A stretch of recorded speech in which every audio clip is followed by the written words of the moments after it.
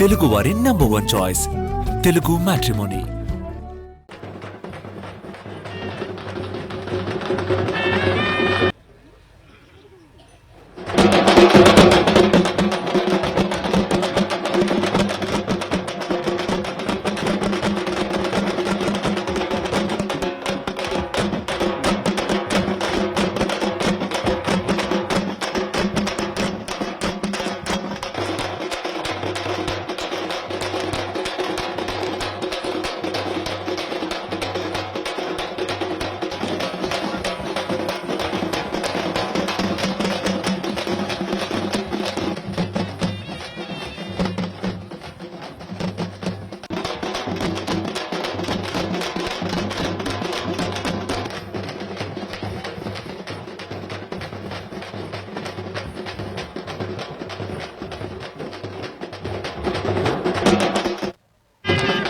తెలుగు లోగిళ్లలో సంక్రాంతి శోభ మొదలైంది. భోగభాగ్యాల సిరులు నింపే భోగి వచ్చేసింది. ఊరువాడ అంతా ఏకమై భోగి మంటలు వేస్తూ సందడి చేస్తున్నారు. ఇళ్ల ముందు రంగవల్లులు, హరిదాసుల కీర్తనలతో తెలుగు వెలుగులు విరబూస్తున్నాయి.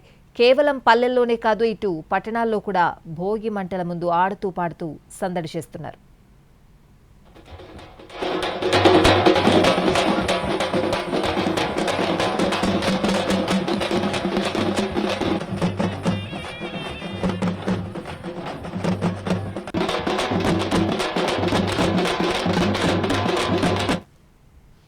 విజయవాడ నుంచి మా ప్రతినిధి శ్రీకాంత్ లైవ్ లో సిద్ధంగా ఉన్నారు. అక్కడ భోగి వేడుకలు ఏ విధంగా జరుగుతున్నాయో అడిగి తెలుసుకుందాం. శ్రీకాంత్.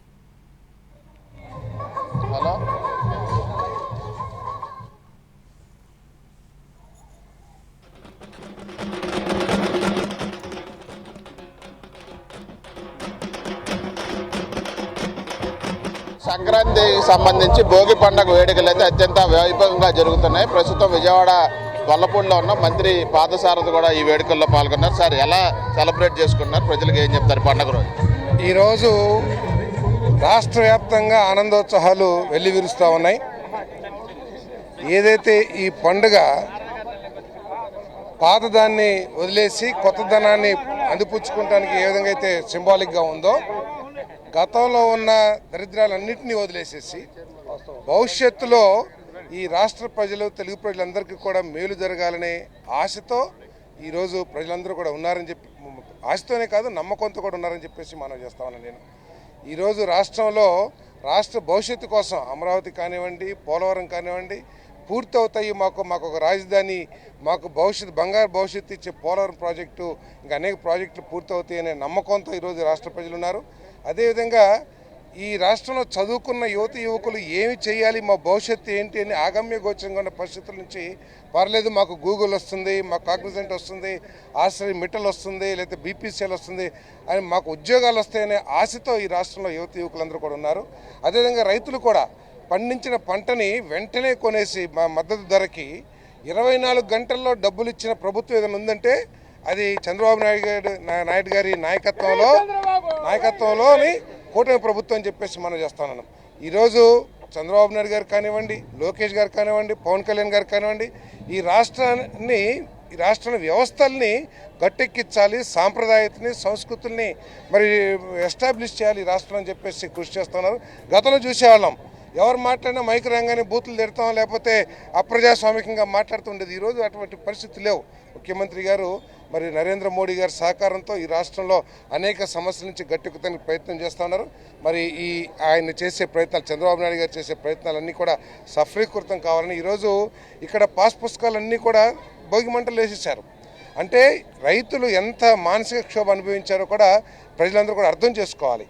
వారి తల్లిదండ్రులు ఇచ్చింది, వారి చెమట వచ్చి కష్టపడి సంపాదించుకున్న ఆస్తుల మీద ఆయన ఫోటో వేసి ఇష్టమేంటి అని చెప్పుకోలేని పరిస్థితి.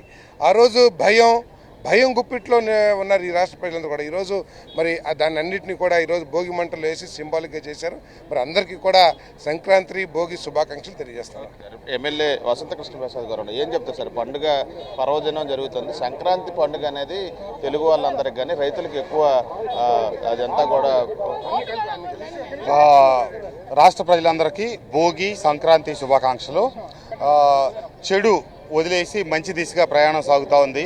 ఈ రాష్ట్రం భోగి సందర్భంగా భోగి మంటల్లో ఏమైతే గత ప్రభుత్వం అనాలోచితంగా చేసిన స్వంత ప్రచారం కోసం పాస్ పుస్తకాలను కూడా వదిలిపెట్టలేదు.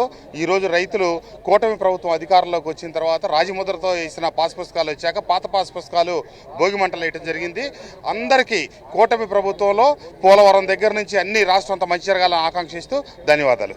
ఇది మొత్తంగా అయితే ఒకవైపున పండుగ సంబరాలు అయితే ఒకవైపున కొనసాగుతున్న పరిస్థితి. అటు గంగిరెద్దులు మొదలు సంక్రాంతి భోగి పండుగ మొత్తం అన్నీ కూడా ప్రస్తుతం గొల్లపూడి సర్కిల్లో అయితే ఘనంగా జరుగుతున్న పరిస్థితి. స్థానికంగా ఉన్న ప్రజలందరూ కూడా ప్రస్తుతం ఈ కార్యక్రమంలో పాల్గొంటూ ఉన్నారు. సంక్రాంతి పండుగ అనేది అటు రైతులతో పాటు తెలుగు వాళ్ళందరి సంస్కృతికి సంబంధించి ఒక ప్రతిబింబం కాబట్టి ఆ పండుగలో ప్రతి ఒక్కళ్ళు కూడా పాల్గొంటున్న పరిస్థితి స్పష్టంగా కనపడతా ఉంది. మొత్తం జిల్లా వ్యాప్తంగా కూడా ఇదే విధంగా పండుగ సంబరాలు అయితే కొనసాగుతున్న పరిస్థితి ఉంది. హైదరాబాద్ స్టూడియో.